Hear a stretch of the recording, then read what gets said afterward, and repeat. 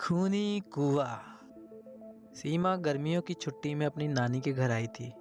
अपनी नानी के घर पहुंचते ही सीमा अपनी नानी के पांव छूती है और उनसे आशीर्वाद लेती है। तभी नानी उसे कहती है, इतनी बड़ी हो गई मेरी सीमा, चल जल्दी से हाथ मुंह धो ले, मैं तेरे लिए खाना लगा देती हूँ।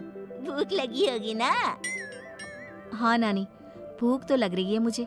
आपके हाथ के बने हुए पीले दाल और चावल खाने की। कितना टाइम हो गया है मुझे आपके हाथ का बना हुआ दाल चावल खाए हुए। तू तो नौकरी में व्यस्त थी, तो तुझे कहाँ से टाइम मिलेगा अपनी नानी के लिए?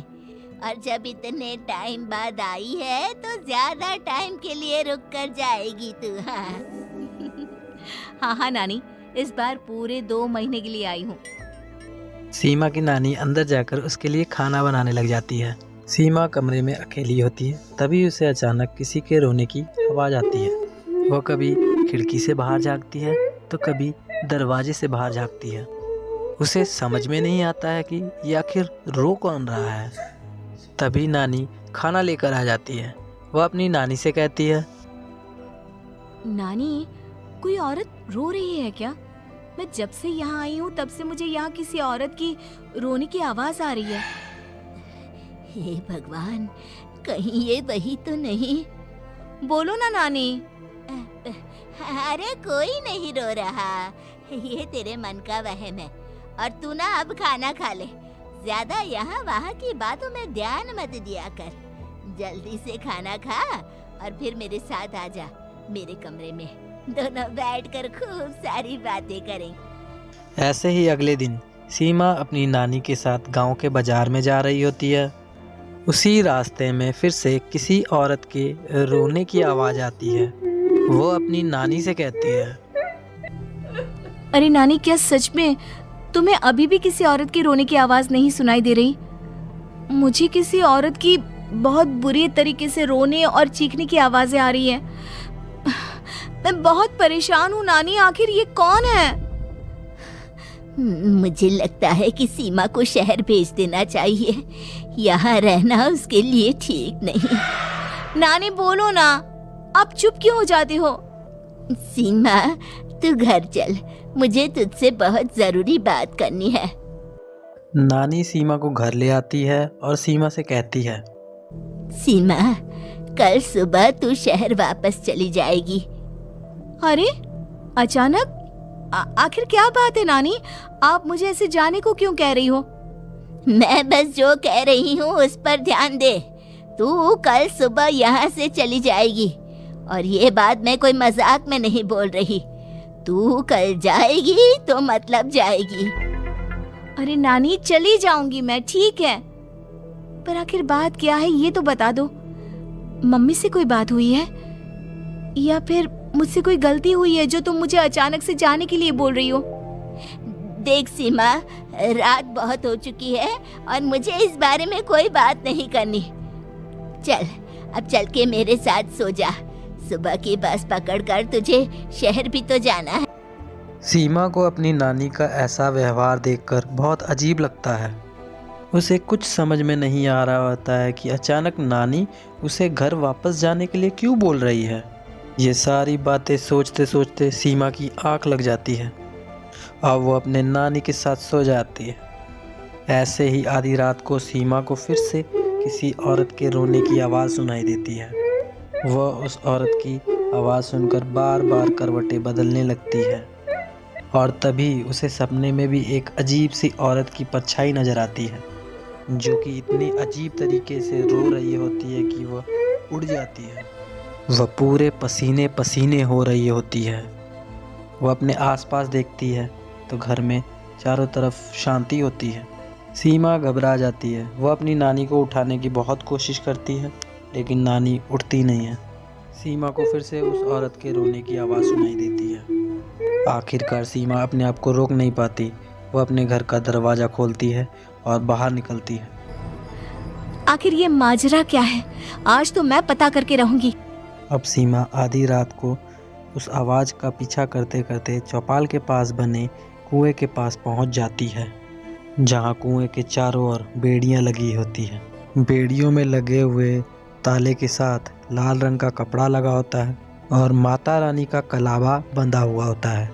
उस कुएं में से सीमा को किसी औरत के रोने की आवाज़ आती है। सीमा घबरा जाती है। इस कुएं में कौन है? कौन है यहाँ? सुनो, कौन है? कौन रो रहा है? वह चिल्ला चिल्ला कर पूछती है और साथ ही लोगों को जगाने की भी कोशिश करती है, लेकिन गांव में किसी को भी उसकी आवाज़ सुनाई नहीं देती। अब सीमा खुद उस कुएं के पास की बेड़ियों और ताले को खोलने की कोशिश करती है और किसी तरह कुछ देर की मशक्क़त के बाद सीमा उसे खोल भी देती है।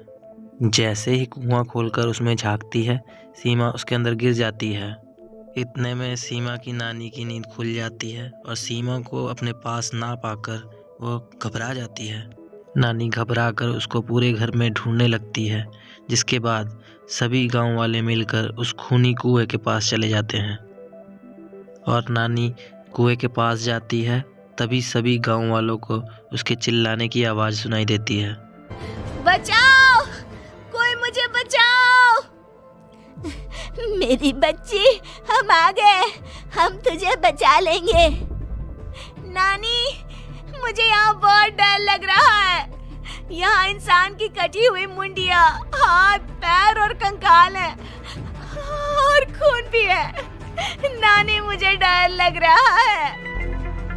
आप सब मेरी मदद कीजिए, नहीं तो ये खूनी कुआं मेरी बच्ची को भी खा जाएगा। अरे मुझे तो ये समझ में नहीं आ रहा कि आखिर इस खूनी कुएं को खोला किसने। सालों पहले इसको इतनी मुश्किलों के बाद तांत्रिक बाबा ने बंद किया था। अरे पूरा गांव खूनी कुएं के बारे में अच्छे से जानता है, तो कोई भी जानबूझकर तो ऐसा करेगा नहीं। मतलब किसी ने अनजाने में इसे खोल दिया है भैया। सीमा को इस बारे में मालूम नहीं था और जब से वो यहाँ आई थी तभी से उसे किसी औरत के रोने की आवाज़ें भी सुनाई दे रही थी। कहीं सीमा ने ही तो उसे नहीं खोला। अगर ऐसा है तो फिर सीमा का बचना बहुत मुश्किल है। वहीं कुएं के अंदर सीमा रोते हुए बैठी होती है कि उसे एक भयानक आवाज़ सुनाई देती है, जो कि कुएं के बाहर खड़े लोगों को कुछ सुनाई नहीं देता। आज सालों के बाद मुझे ताज़ा खून मिलेगा।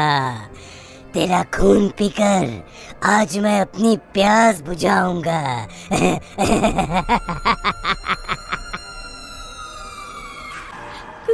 कौन है? कौन है? मत मारो प्लीज, मुझे जाने दो प्लीज। मैंने किसी का क्या बिगाड़ा है? वो तुझे मरने के बाद पता चल ही जाएगा। जितने में सीमा की नानी और गांव वाले सोच पाते, उतने में ही सीमा की जोर से चिल्लाने की आवाज़ आती है और अगले ही पल सब शांत हो जाता है। क्या हुआ? सीमा, मेरी बेटी। माफ करना बहन, लेकिन अब सीमा वापस नहीं आएगी। हमें एक बार फिर से कुएं को बंद करना होगा। गांव वाले तभी तांत्रिक को बुला के लाते हैं। एक बार फिर अपनी शक्तियों से तांत्रिक बाबा उस कुएं को हमेशा के लिए बंद कर देते हैं और वहाँ एक बोर्ड लगा दिया जाता है कि यहाँ आना मना है।